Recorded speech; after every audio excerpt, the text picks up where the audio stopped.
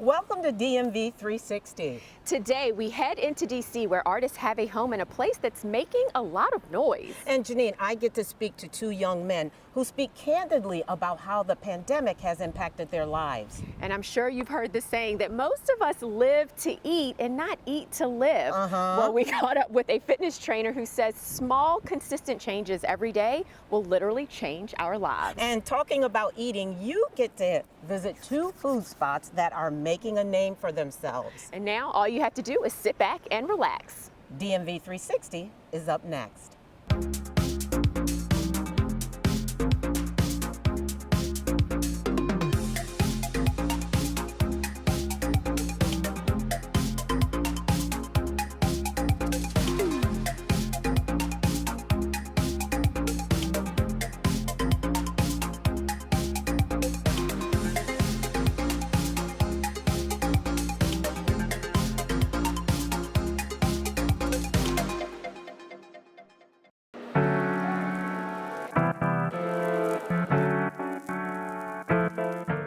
There's a lot of established spaces, you know, as far as galleries and theaters and things of that nature, but there's not a lot of affordable, intimate, eccentric space, non-traditional spaces for artists of disciplines. And I wanted to create that intimate and affordable space. Since 2017, Art of Noise has been steadily making a name for itself in the local art scene. Are a creative art and event space here in the Petworth neighborhood of DC.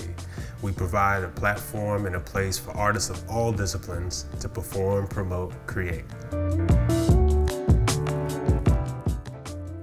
Art of Noise features paintings, photography, poetry, and numerous other artistic disciplines. And with so many different art forms being housed under one roof, local communities and artists alike are starting to take notice.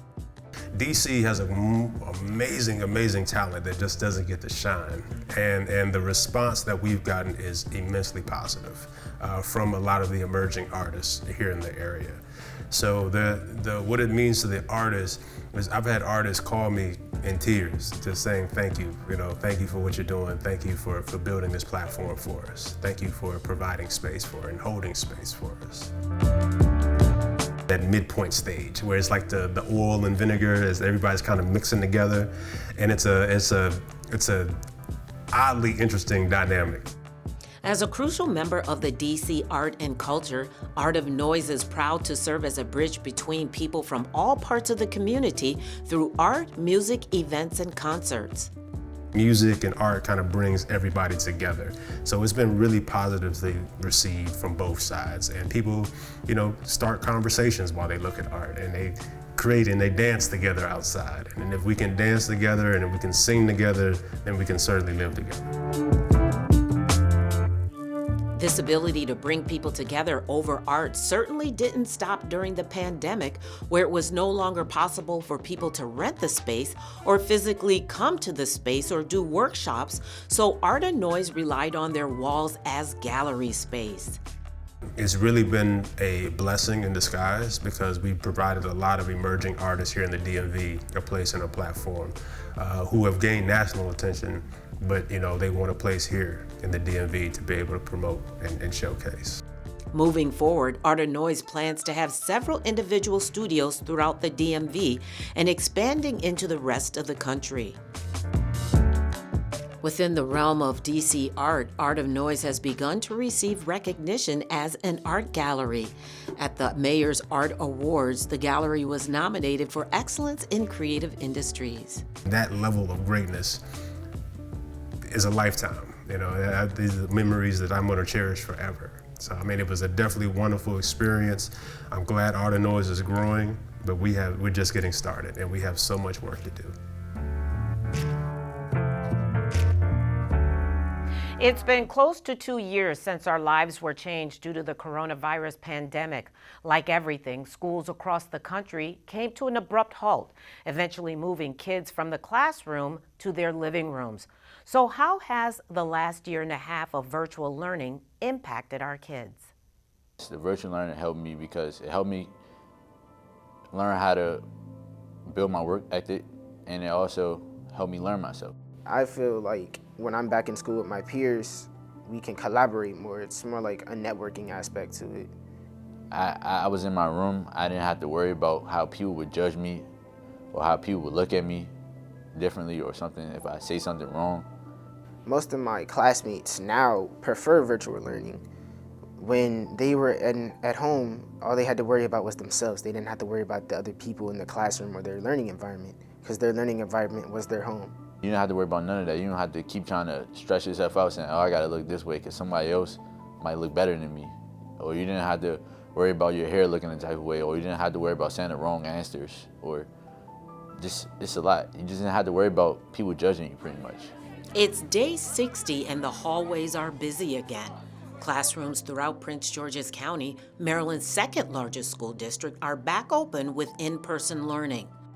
So much has been said about virtual learning and the impact it's had on students after a year and a half of school closings and distant learning during the coronavirus crisis. So we sat down with Rodney Hurd and Arnold Austin, now seniors at Charles Herbert Flowers High School, to find out firsthand how was their virtual learning experience, what they learned about themselves, and how they feel about their academic future. It honestly hurt me because it's like, I'm sitting here talking to like people that's older than me. They're telling me how they got to experience all this in high school, and I missed 2 years in my school, you know? But at the same time, I feel like God made this happen for a reason. It was a learning experience. And I had to learn myself. And through the pandemic, it helped me learn myself. It helped me be able to get a 4.0, which I thought I never would be able to get. So I just learned a lot of things that I didn't know about myself, which I feel like the pandemic was needed. So like I said, it hurt me, but it still helped me get a better understanding of myself mentally and physically, because I know what I have to do to succeed in life. Losing basically a whole 2 years of my high school experience was a big reality check, because at one moment you're, a younger teenager who has at least a year and a half to figure out things for the future.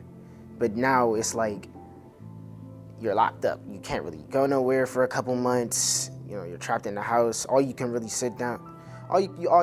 is sit down and watch the news. And all you see on the news is bad things. Things that, wreck your spirit. And there's not really much you can do about that, but, keep on going.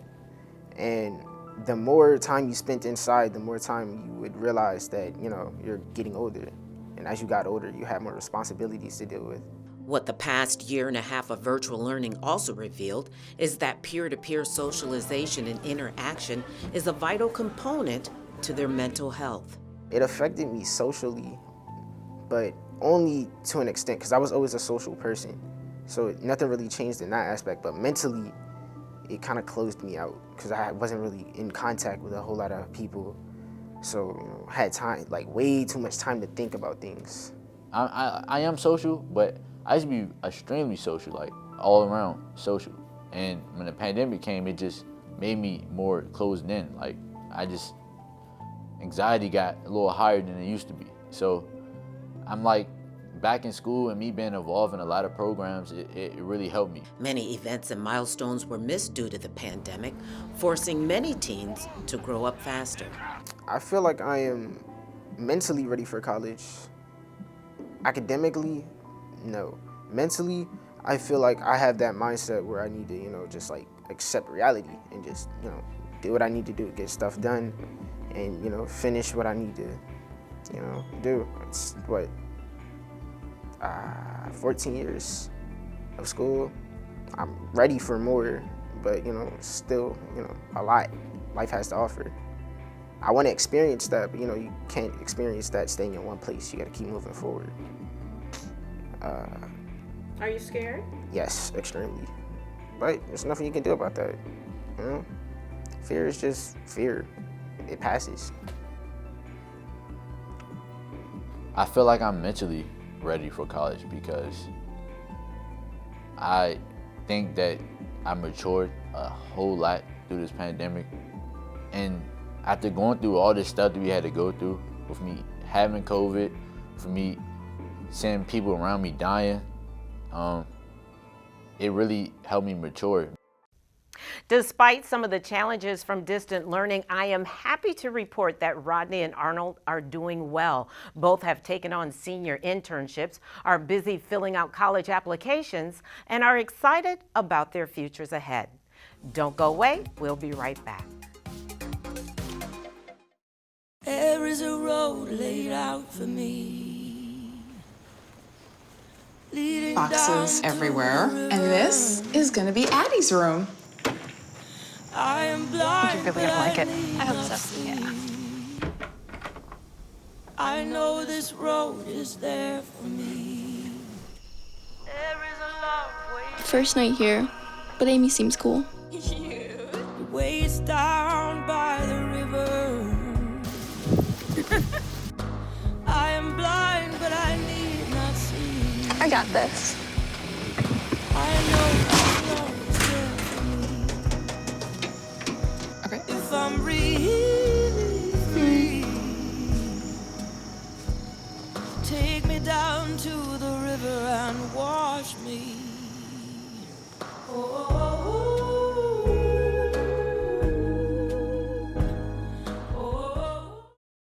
My guest in today's checkup segment says the reason why we are not successful with our weight loss or maintaining our weight loss is because we make moment in life changes versus lifestyle changes. And here to tell us what all that means is motivational fitness expert Adrian Williams. Thanks so much for having us in your beautiful home gym.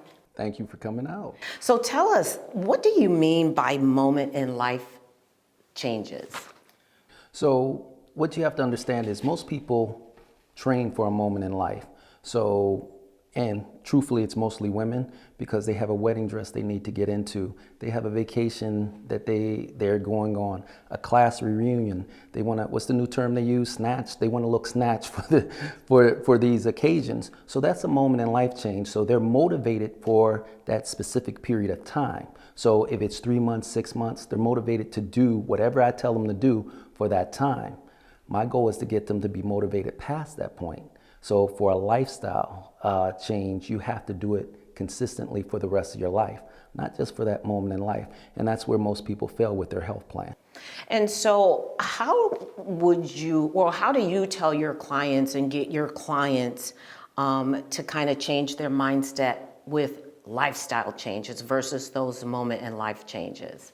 I tell people a story. When I first started in the IT field, my goal was to make $50,000. And, you know, back in the, I don't want to date myself, but back then, that was a lot of money. And once I made $50,000, I realized, okay, what next? That's not a lot. So when people get to their goal, they're like, what next? They're not thinking about maintaining their goal over their lifetime. We know New Year's is right around the corner, and everybody's going to be packing in the gyms, and I know your gym is going to be busy. How can a person get ready for those lifestyle changes? Don't wait till New Year's, start today. If you're waiting for New Year's to come, you're already making a mistake. When you decide, you have to decide to and commit to whatever it is. And that's all. That's losing weight or losing body fat is very easy if you decide to and you commit to what you say. So if your goal is to lose body fat all over and live a healthy lifestyle, if you decide to and commit to all the goals that you set, then your journey is half the battle. I mean, we have to look at what we're doing wrong. What we're doing wrong is waiting till New Year's to make that resolution that we know we're not going to keep. The gyms are packed from January to maybe April.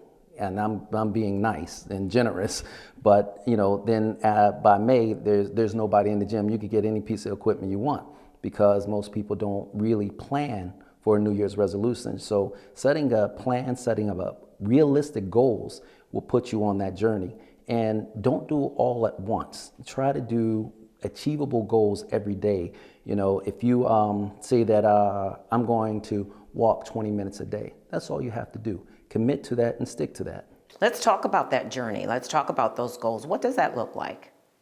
Well, the journey is your journey. Your journey isn't my journey. So whatever fits in your schedule is what your journey is. So if you know you can't work out at 5 o'clock, don't put that on your journey. See, I'm not a morning person, but I get up every morning at 5:30 because I know life happens after 5. You know, you have kids to pick up, you have work requirements and deadlines to meet and so forth. So if you set yourself up not to fail, then it's a lot easier to walk that journey. Just set realistic goals and build on those realistic goals over time. Start by doing small things and building on those small things. Walk 2 miles today, run 2 miles tomorrow. So let's talk about time. We know time, even though we are, in the pandemic, it still seems like we don't have enough time to, get in the gym or do things in our house. Give us 5 easy steps that we can do just to get ourselves ready on that lifestyle change. Well, one, you have to understand your true health truth. So by going to the doctors, understanding where your health level is at this time will really dictate where you should be. But for the average person, just a basic walk for 20 to 30 minutes is a great exercise. For someone who's in a little bit better shape, I would highly recommend burpees. That's one of the best exercises that you can do. Push-ups. It's using your own body weight to get stronger. Jumping jacks. And you could do different variations of jumping jacks with a weight or without a weight, or you could even do a jump rope.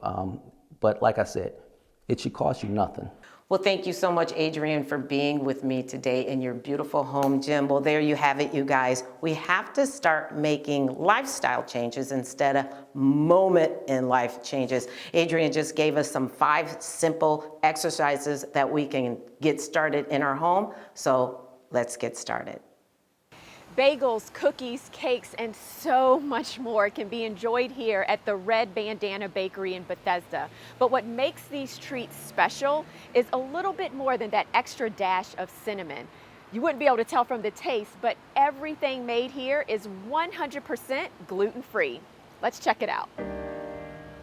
When you're in culinary school, you have to wear like a very tight skull cap and everything, which I hated and really rebelled against. I get the reasoning, but I have big hair and it didn't fit. And I just always wanted to wear a red bandana. When you work in a bakery, there's gluten, there's flour everywhere, all over the place. So I figured for it to be safe for people who had celiac disease or a very severe allergy, I wanted it to be free of cross-contamination. So we just dove in and decided to completely focus on gluten-free. After Jamie Mertz, owner of the Red Bandana Bakery, graduated from culinary school, she started working in bakeries and cafes in the area. But when her brother Jack was diagnosed with autism and put on a gluten-free diet, Jamie got the idea to start adapting recipes from culinary school for people with food allergies and dietary restrictions. It was a lot of learning the food science and trial and error to figure those things out. I did get a good background in what the different proteins like gluten do and what the starches do for the recipes when I was learning in school. But I have had to read a lot of books, do a lot of research on the internet, and also just experiment and practice a lot at home, figuring out things like chickpea water, provides the same lift that eggs can, or you can use rice flour but also use some xanthan gum to get the same chew and pull that gluten would in a wheat flour. Our main reason for being here is to make you know that you don't have to give up your family's food traditions and you don't have to give up what makes your soul happy to do what's good for your body. Everything at Red Bandana Bakery is 100% gluten-free and about 60% is dairy-free or casein-free. They also have vegan, keto, paleo, egg-free, and sugar-free options. Well, I really love having a place that's 100% gluten-free because there's a lot of kids, for example, that get diagnosed with celiac disease and think the world is over. They can't have birthday cake, they can't have anything fun ever again. And when they walk in here, their face just lights up and their parents say you can have anything on the menu. So I love that. Many of the bakery's most popular options are safe for people with more than one dietary restriction. But even those without any restrictions love what's here. Our tomato basil cheesy breads are a savory item that I really like a lot. That is a recipe that I started making in culinary school, and it is pretty traditionally gluten-free anyway, so it's naturally going to be a gluten-free food that you're going to love. Our bonfire brownies are actually award-winning. Those won Best of Bethesda in 2019 at the Taste of Bethesda Festival. And a third option, maybe our cake pops. Those are really good and rich, or definitely just our birthday cakes or our wedding cakes are one of my most favorite things to make, at least. Outside of pastries, Red Bandana Bakery also offers baking kits that you can pick up and bake at home with the help of virtual classes and videos. These baking kits originally were offered due to the pandemic, but after the overwhelming support of the local community, Jamie plans to keep the baking kits around. Like we were doing like 70, 80 kits a week, which is much more orders than we were used to before that. So that made me feel very supported by the community, that people wanted to reach out and support their small businesses. And also it was a great learning experience with all the technology. And I think it was a lot of fun, both for us and for them. A lot of people learned a lot and got to bake a lot at home when they had nothing else to do. Red Bandana is a happy, healthy little bakery that is certainly making its mark on the healthy food scene in Bethesda. And while running a small business can be challenging to some, Jamie considers it to be a rewarding experience. A lot of people say, if you start your own business and you're doing what you think you love, you're just going to make it your job. But I knew that going in, and I love it. It's exactly what I wanted to do, and it is a lot of work, but most things are a lot of work, and if you love what you do, it's very rewarding. Now, if you're in the mood for chicken like I am most of the time, then you already know that there's no shortage of restaurants that you can go to. But one place that should stay on the top of your list is Roaming Rooster, a local favorite that started as a food truck. Let's head into the kitchen and see what's cooking. Coming and seeing the customer enjoying the food, that's the really important thing for me. Tucked into a corner of DC is Roaming Rooster, a Black-owned and family-run restaurant that's far from your average chicken joint. They've been serving up cage-free, all-natural chicken since starting their food truck in 2015. So we started out as a food truck. The name came from, how you roam the city on a food truck, and the chicken is cage-free chicken that we use, all-natural chicken. So that's where the name came from, Roaming Rooster. Roaming Rooster has locations in Bladensburg, U Street, Tinleytown, Western Market, and a coming soon location in Tyson's Corner. People love us here. We want to work with the neighborhood. Everything on the menu is a fan favorite, especially the honey butter chicken sandwich, which comes with 2 chicken breasts, cheddar cheese, and a special honey butter sauce. So this is his recipe. We've been practicing this recipe for a long time before we open our first truck. So, and that's what makes the sandwich very good. Like most businesses in 2020, Roaming Rooster had to wonder what to do when it came to COVID-19. Fortunately, the restaurant had the opportunity to reach out and help people that were heavily impacted by the pandemic. First responders, we were feeding first responders, hospitals, kids. So we did everything, and all the people that used to know us from the street, they kept coming here, support the business, the locals, they all came. That changed everything. And what does the future look like for Roaming Rooster? Creating jobs, to be honest. Sharing. People love. It seems like people love our products. They want to share it with everybody. Just want to do a good job. Serve everybody. Don't go away. DMV 360 will be right back. When times get dark, we can't see the help that's all around us.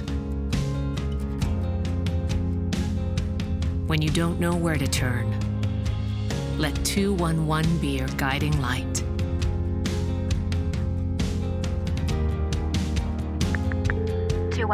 How can I help you? Our guides are ready to connect you with the help you need.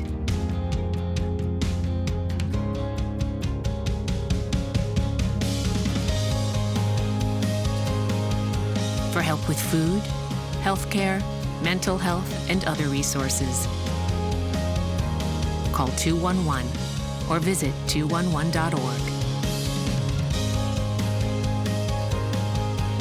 211. Get connected, get help.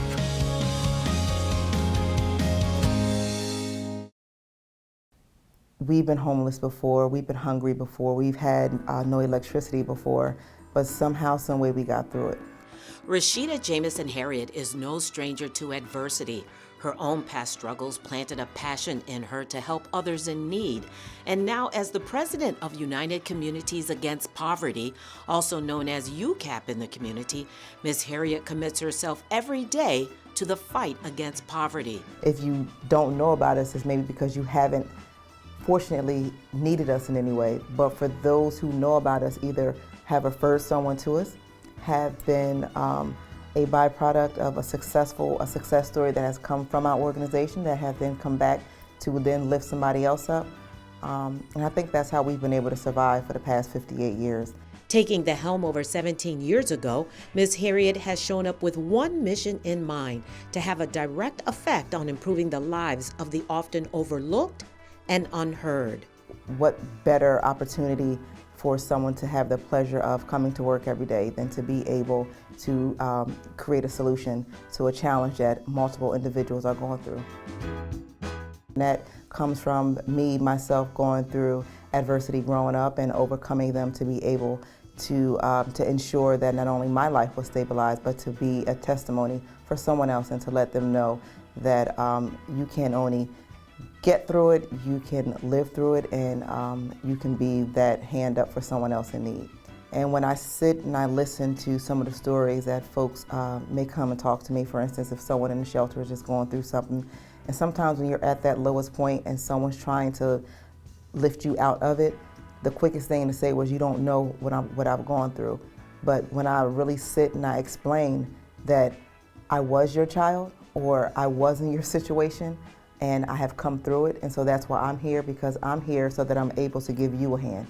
And through her own personal journey, she knows that the impact UCAP has had in Prince George's County has been profound. Based on the need in the community at any given time, we actually come up with solutions to those challenges to be able to mediate various circumstances in individuals' lives to help them stabilize. With COVID forcing inner city residents to leave their homes, UCAP has stepped in and stepped out. What COVID did is started to bring people in. People wanted to be closer to resources and services. But then what it does is it displaces the folks who are currently here, because now they can't afford to live in their communities. That's one of the things that UCAP is working towards with our multifamily housing initiative. So that's why we purchased a building around the corner, of which we will build 38 units of low-income senior housing. That's why we have our CDC, our community development arm of the organization, that we purchase blighted homes, rehab them at 100%, and sell them to first-time low-income home buyers. The goal is to be able to allow for individuals to stay in their community and make it affordable. UCAP continues to do the work necessary to improve the quality of life for struggling individuals and families. We do have programs that actually do outreach and that go out into the community to do case management at individuals' homes, but we can't reach everybody. We're a staff of 38, and every year we service over 3,200 individuals. And so we're small, but at the end of the day, like I tell our team, you all are mighty.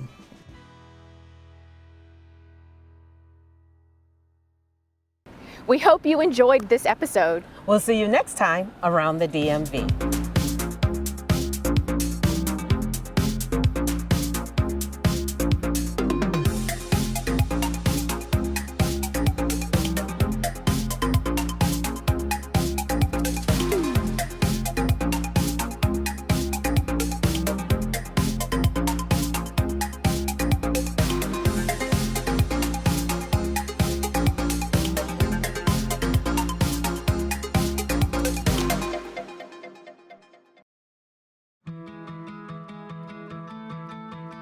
There was a time in my life where I was extremely homesick. I decided that I needed a pet. When I first saw a turtle, my heart was full. He jumped up and kissed me and jumped right into my arms. I immediately went up to the volunteers at the shelter and said, I want him. He's got to come home with me. Now I'm anything but lonely. Every day with Turtle is a perfect day and keeps me company when I'm doing schoolwork. I like it when he jumps up on the table too. He is a veggie thief. He's an incredible companion and my best friend. Can't say that I've met anybody that doesn't love him too. When I adopted Turtle, I discovered all the things that make him unique. He's a little bit of a lot of things, but mostly he's all pure love.